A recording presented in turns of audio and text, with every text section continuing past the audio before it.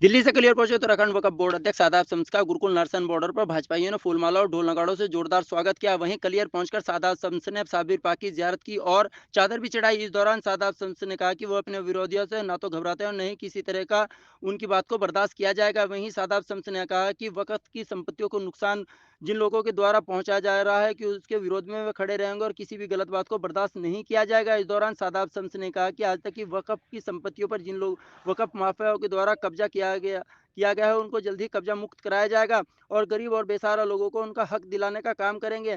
वहीं उन्होंने कहा कि बड़े दुख की बात है कि लोग इसका विरोध कर रहे हैं। उन्होंने बताया कि नरेंद्र मोदी ने मुस्लिम समाज की तरक्की और खुशहाली के लिए ही वक्फ बिल का संशोधन किया है जो कि स्वागत के योग्य है। मुझे स्टेटमेंट दिखा दिए कि मेरा कोई स्टेटमेंट जो कौम के खिलाफ हो। मैंने कहा जो विरोध कर रहे हैं वो पॉलिटिकल मुसलमान हैं। मुझे बताइए कौन से इस्लाम में दहन की इजाजत है?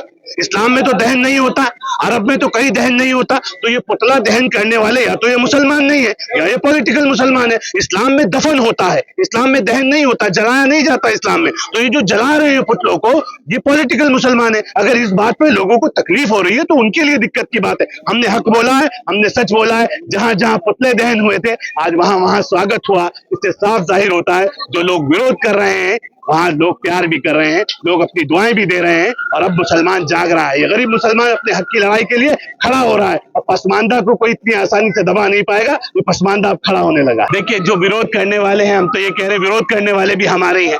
और अगर मैं आपकी लड़ाई, गरीब मुसलमान की लड़ाई लड़ रहा हूं और किसी को मुझसे नाराजगी है, मैं आ गया, जला दो, मुझे जिंदा जला दो। मेरे जिंदा जलाने से अगर आपको तसल्ली मिलती हो, मैं तो दफनाने के लिए मैं तैयार हूं, मुझे दफना दो भाई, वो तो तुम्हारा ही।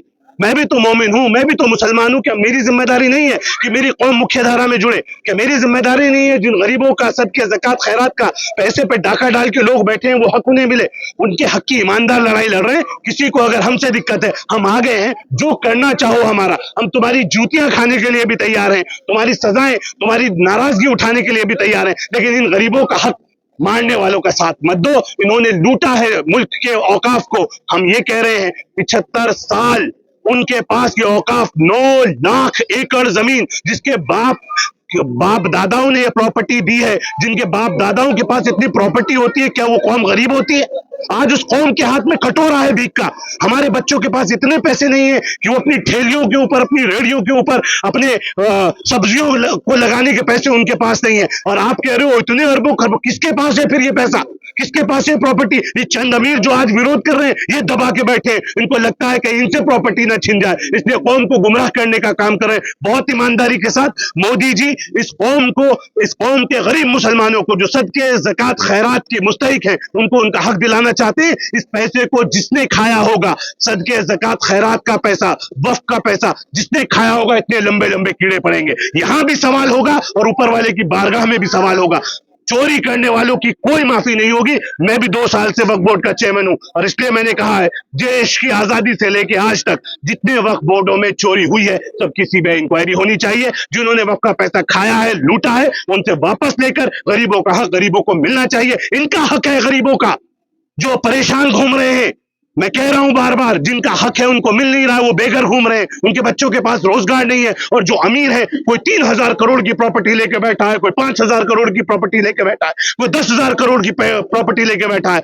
आज वो बोल पा रहा है जो सच पे है, वो बोल पा रहा है जो हक पे है। मेरी गुजारिश है तमाम लोगों से, जो आपने गुनाह किए उसे तो ऊपर वाला माफ करेगा, लेकिन आज इन गरीबों का बेहतर होने जा रहा है। मेरी गुजारिश है इनके साथ बुरा मत कीजिए। इन प्रॉपर्टियों के ऊपर जो आज तक विपक्ष नहीं कर पाया, 75 सालों में वो हम करेंगे। मोदी जी पूरे प्लान के साथ हाजिर हुए। इन प्रॉपर्टीज के ऊपर जो वक्त की प्रॉपर्टीज हैं, अच्छे हॉस्पिटल्स बनेंगे, अच्छे स्कूल्स बनेंगे, मुस्लिम बेटियों के लिए अच्छे कॉलेजेस बनेंगे, मुसलमानों के लिए रहने के लिए घर बनेंगे। जो सरकार जैसे कहती है गरीब को आवास देगी, तो वक्फ बोर्ड के साथ मिलकर सरकार इन प्रॉपर्टियों को डेवलप करेगी। हर गरीब बेघर को घर दिए जाएंगे, रोजगार दिए जाएंगे। और हम ये कह रहे हैं कि इंडस्ट्रीज लगाई जाएंगी, गरीब मुसलमानों को नौकरियां मिलेंगी। तो वो भी तो हमारे, जब हमारी प्रॉपर्टी है वो हमारे काम तो आए। मैं आपके चैनल के माध्यम से पूछना चाहता हूं, बता दे मुझे वो मुसलमान जो आपके चैनलों को देख रहे होंगे, किस गरीब को आज तक वक्फ का लाभ मिला?